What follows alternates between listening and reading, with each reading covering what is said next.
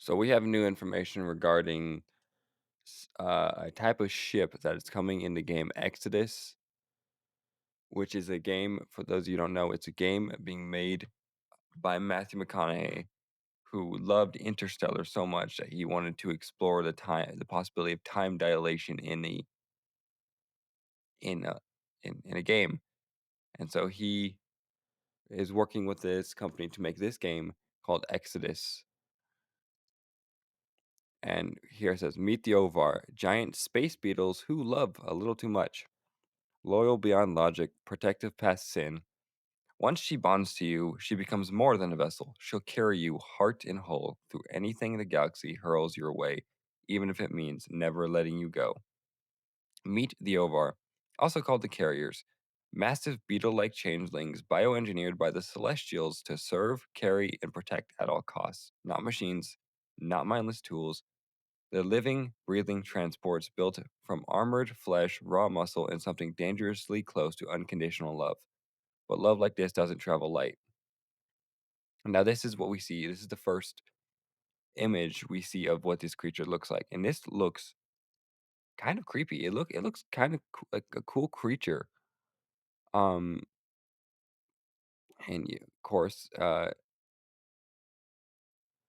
they're not small creatures. They're freaking huge. Right here it says, "Oh, an ovar is 16 feet of loyalty and scarred devotion. Imagine a battle-worn motherly instinct on six clawed legs, scaling cliffs, tearing through flaming wreckage, and pressing forward where tanks stall and men fall. Their compact heads bristle with mandibles."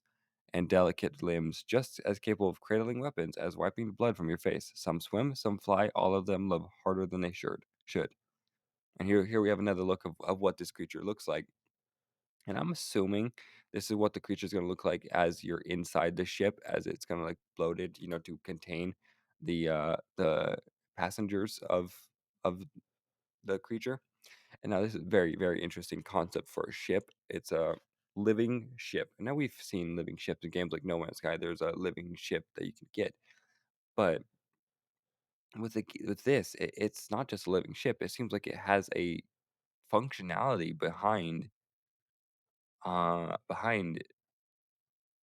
just being a ship. It is also like a character in the world, and that's kind of interesting to me. I think this is very, very compelling, and I'm very intrigued. And here it says, step inside and you'll know she's distressingly alive. Beneath her armored shell lies a warm, organic chamber, part cockpit, part womb, where you and your crew ride in unsettling safety. Everything inside is Ovar.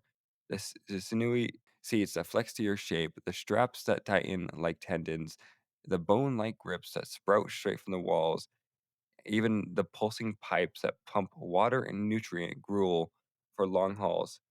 It takes strong nerves and even stronger stomach to endure this kind of ride. As you settle in, staring out at you from the inner shell is a face, eerily human, eerily kind. She speaks, she listens, and she feels everything.